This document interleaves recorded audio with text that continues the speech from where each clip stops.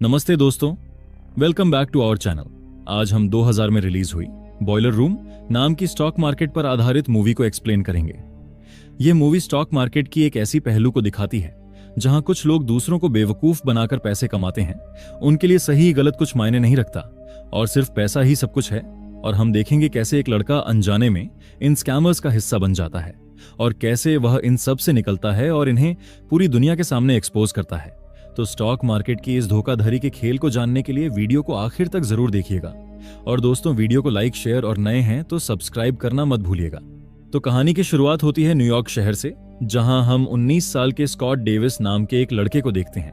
वो अपनी पढ़ाई लिखाई छोड़कर अपने घर की बेसमेंट में इल्लीगल कसीनो चलाता है, क्योंकि उसे अपनी जिंदगी में खूब सारा पैसा कमाना था और अक्सर पैसे कमाने का शॉर्टकट तरीका हमेशा गलत ही होता है।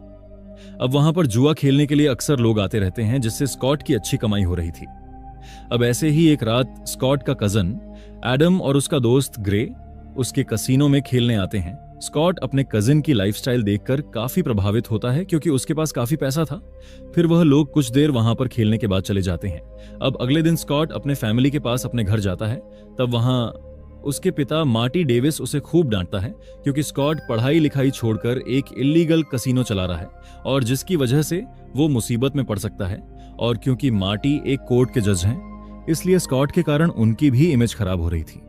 खैर, फिर एक दिन ग्रे स्कॉट से कहता है कि तुम अच्छा खासा पैसा कमा तो रहे हो, मगर तुम्हारे इस काम में काफी रिस्क है।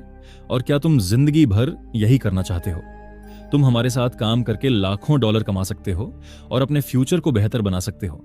दरअसल ग्रे स्कॉट को अपने फर्म जेटी मलन में रिक्रूट करना चाहता था, जिसके लिए स्कॉट भी मान जाता है। उसे भी अपनी जिंदगी में कुछ बड़ा करना था और जल्दी से खूब सारा पैसा कमाना था, क्योंकि आज के जमाने में जिसके पास पैसा है उसी को इज्जत मिलती है।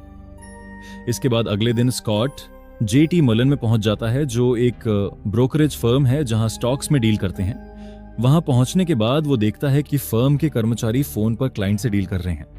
ये सब देखकर स्कॉट काफी घबरा जाता है। इसके बाद रिसेप्शन पर बैठी एबी नाम की लेडी स्कॉट को बताती है कि आप सभी लोगों को इंटरव्यू के लिए एक साथ ही जाना होगा, क्योंकि ये एक ग्रुप इंटरव्यू है।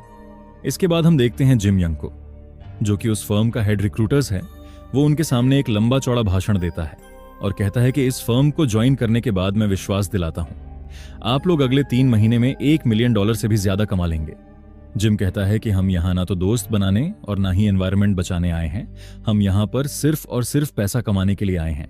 इसके बाद वो कहता है कि आप लोग इस फर्म में पहले 3 महीने ट्रेनी के रूप में काम करोगे और ट्रेनिंग के बाद आपको सीरीज 7 एग्जाम पास करना होगा, तब जाकर आप जूनियर ब्रोकर बनोगे और इस पीरियड में आपको अपनी